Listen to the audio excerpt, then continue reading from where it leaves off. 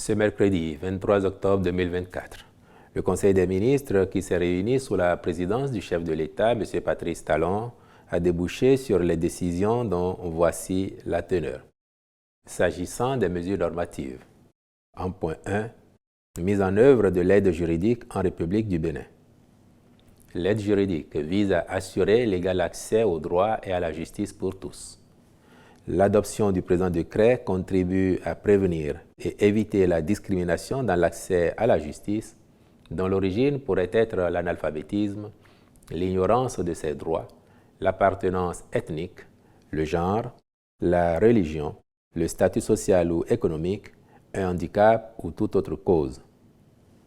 Ainsi, qu'elle soit de conditions modestes ou ayant peu de connaissances de la loi, toute personne pourra désormais faire défendre ses droits par les professionnels de la justice. Chaque Béninois aura donc la possibilité de bénéficier d'une assistance devant les tribunaux et de chercher réparation en cas d'injustice. De façon concrète, ce nouvel instrument juridique rend possible pour tout citoyen qui n'en a pas les moyens l'accès aux divers services d'information et de consultation juridique concernant notamment les litiges civils, administratifs ou d'autres natures. Il organise également le bénéfice d'une assistance en vue de remplir des documents juridiques et rédiger des correspondances officielles, de même que pour obtenir des conseils sur la résolution des conflits en dehors des tribunaux. Grâce à cette mesure, notre pays aura réussi à soustraire les justiciables, quels qu'ils soient, des déviances et marginalisations éventuelles par l'instauration d'une équité devant les juridictions et la réduction subséquente des fractures sociales. En point 2, adoption du Code de déontologie et d'éthique des personnels enseignants et chercheurs du supérieur. Dans le cadre de l'implémentation de la stratégie de promotion et de développement de l'enseignement supérieur, de la recherche scientifique et de l'innovation initiée par le gouvernement pour redonner à ce sous-secteur ses lettres de noblesse, il a été élaboré un code de déontologie et d'éthique des enseignants et chercheurs des universités ainsi que des écoles supérieures publiques du Bénin. Issu d'un processus participatif, il est destiné à mettre fin aux faits récurrents qui jettent du discrédit sur le monde de l'enseignement supérieur et de la recherche scientifique, de nature à entraîner un effritement des valeurs liées aux exigences d'excellence et d'exemplarité. En l'adoptant, le Conseil a instruit le ministre de l'Enseignement supérieur et de la Recherche scientifique, en relation avec le ministre du Travail et de la Fonction publique, d'en assurer la bonne application.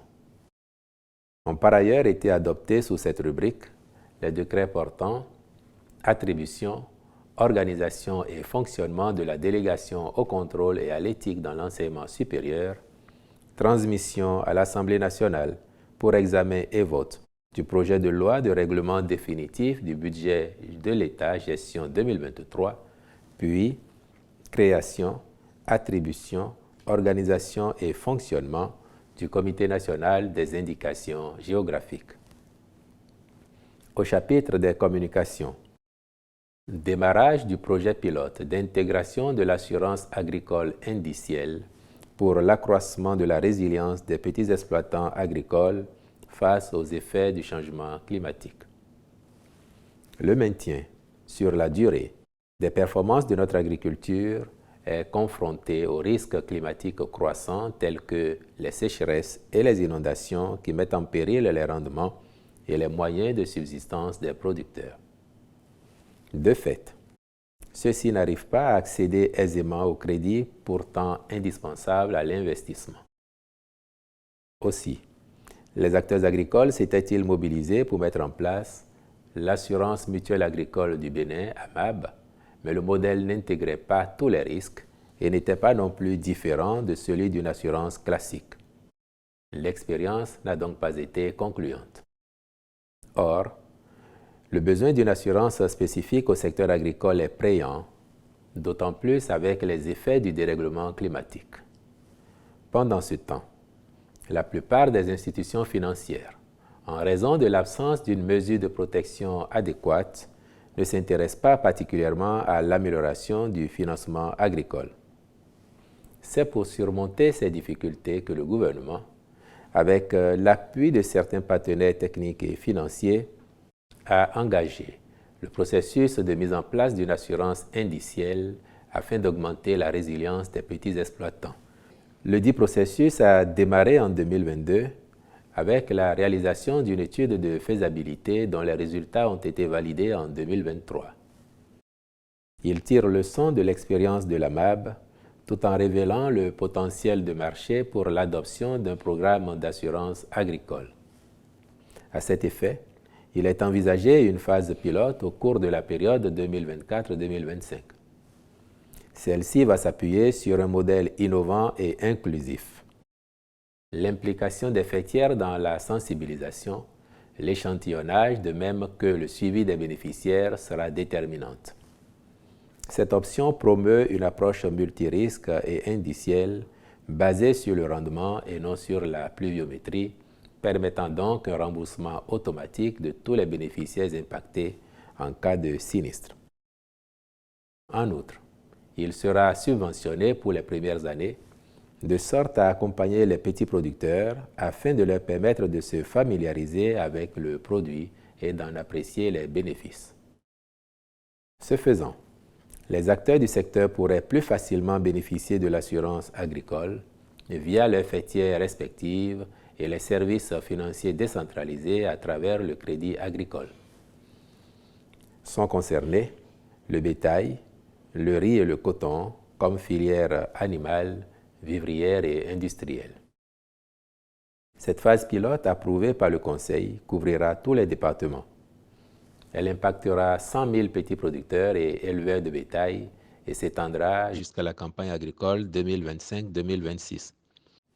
Au chapitre des rencontres et manifestations internationales, il a été autorisé la participation du Bénin à la 9e session du Comité technique spécialisé de l'Union africaine sur l'égalité des sexes et l'autonomisation des femmes à Addis Abeba en Éthiopie du 29 octobre au 6 novembre 2024.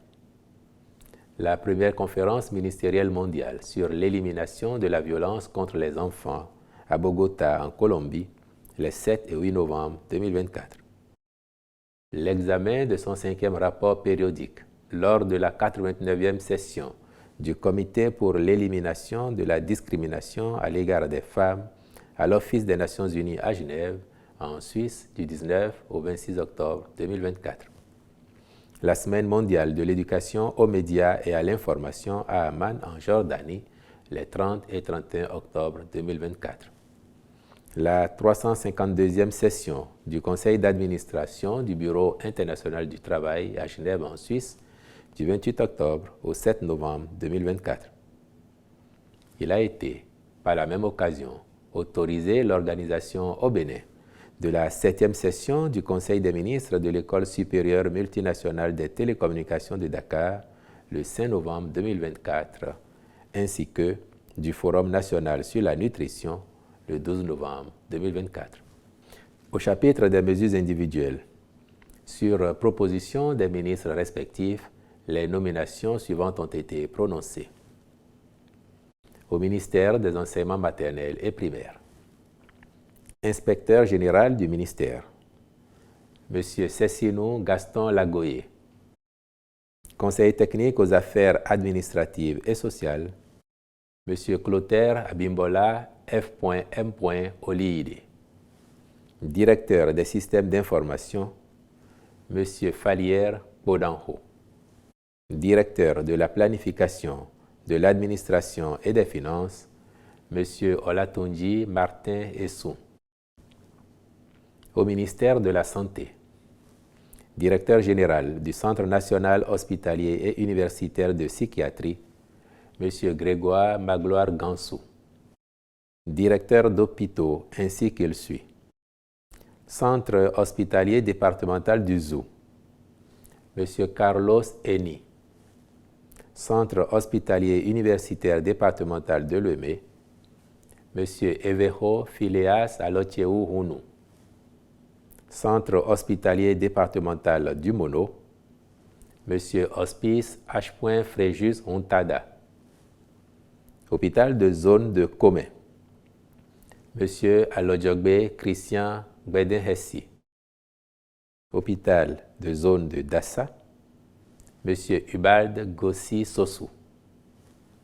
Hôpital de zone de Djidja, Madame Pridit Vanessa Nukudoji. Hôpital de zone de Kove, Monsieur Semamomede Menonji Meshabed Hossou. Hôpital de zone d'Aplawe, Monsieur Assou Armel Aubin Soklo. Hôpital de zone de Savet, Monsieur Abdel Razak Olaïtan Romulex Secheton Ali. Hôpital de zone de Savalou, Madame Payero Carole Sobabe. Hôpital de zone d'Adjoun, Monsieur Kainde Daniel Langpoedja. Hôpital de zone de Klekame, Monsieur Emalin Idjakotan Jacques Balogun Kochofa. Centre hospitalier départemental de l'Atakora, Monsieur Gado Yarou Ngobi. Hôpital de zone de Pobé, Monsieur Sourou S.A. Hippolyte Koudjedon. Hôpital de zone de Sakété, Madame Pis René Senami Akogbekan. Hôpital de zone de Natitengu, Monsieur Maouna Ibrahim Ogungbe. Hôpital de zone de Kandi, Monsieur Élisée Soizon. Hôpital de zone de Banikwara, Monsieur Abdelaziz Abou Moufoutaou.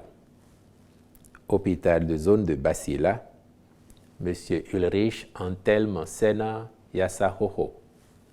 Hôpital de zone de Kouandé enfin, Monsieur Togbedji Alfred Jean-Louis Onsa. Je vous remercie.